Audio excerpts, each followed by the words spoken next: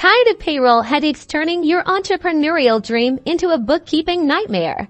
Let's demystify Gusto Payroll, breaking down the entire process step by step so you can confidently manage your team's paychecks first. Adding employees is crucial. Click the People tab and then Add Employee.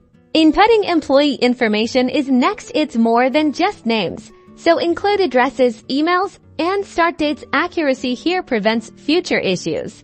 Don't forget the crucial W for information. Gusto securely collects this during onboarding, automating tax withholdings. This prevents tax errors and ensures compliance. Now it's processing payroll. Go to the Payroll tab and input hours worked or salaries for each employee. Gusto automatically calculates gross pay.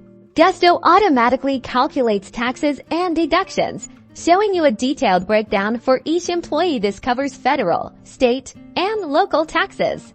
Gusto stores all your reports. Find your reports automatically generated in the Reports section. Finally, Gusto handles all your payroll filings. Submitting forms like 941s and W-2 accurately and on-time approval is all you need. With Gusto handling the complexities, you can focus on growing your business. If you need a link to get set up, find it in the description below. Make sure to subscribe for more business tips.